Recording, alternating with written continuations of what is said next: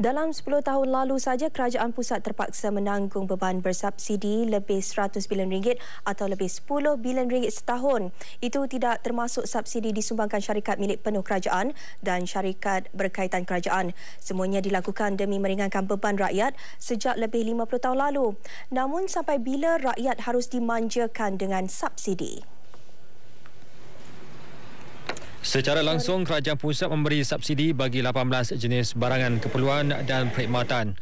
Selain bahan api, makanan dan keperluan pendidikan, ia juga meliputi penerbangan di kawasan pedalaman Sabah dan Sarawak, bekalan elektrik, tol lebuh-raya serta bekalan ubat dan perkhidmatan perubatan. Tahun ini sahaja kos subsidi ditanggung kerajaan pusat dijangka meningkat sekali ganda kepada lebih 20 bilion ringgit. Ia berpunca daripada fenomena kenaikan harga global, terutama minyak dan gas. Justru ketika mahu terus mengelak tekanan dan bebanan kepada rakyat, kerajaan juga terpaksa berpijak di bumi nyata. Kemampuan keuangan kerajaan juga perlu diambil kira selain keperluan untuk terus memperkukuh keuangan negara demi kepentingan masa depan rakyat dan negara.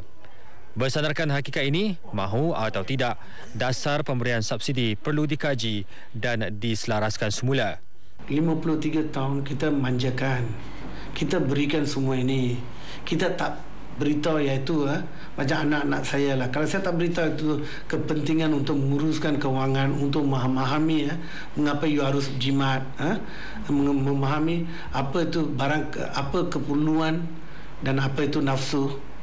Kalau ini semua saya tidak mendidik, macam mana anak-anak saya nak tahu?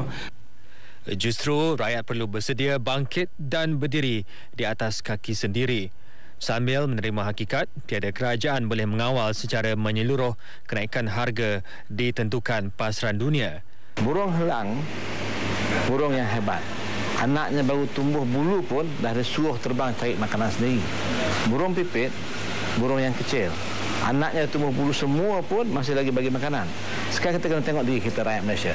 Kita nak mengarah ke arah negara maju. Negara yang berpendapatan tinggi, di mana kita mesti memikirkan bagaimanakah kita boleh hidup secara independen. Berjimat cermat, antara langkah paling berkesan perlu diambil rakyat menghadapi kesan kenaikan harga dan penyelarasan subsidi secara berperingkat-peringkat.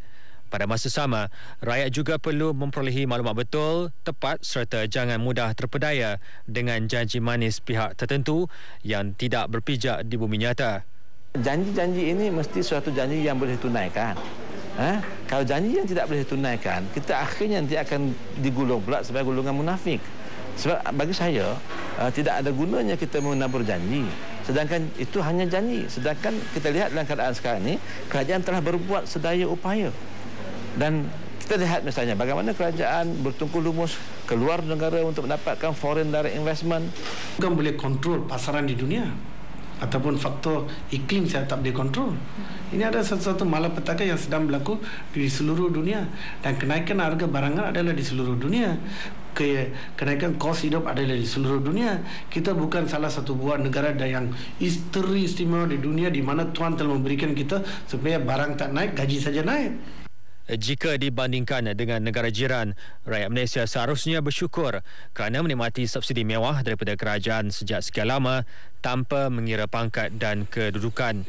Justru apa yang dilakukan kerajaan pimpinan Perdana Menteri Datuk Seri Mohamad Najib Tun Razak menerusi program penyelarasan semula subsidi demi kebaikan masa depan rakyat dan negara. Apa yang sekarang PM buat, I think that is in the right side. At least daripada Perdana Menteri lepas, at least sekurang-kurangnya dia berani berkata kita harus bersiap sedia menghadapi risiko sedunia.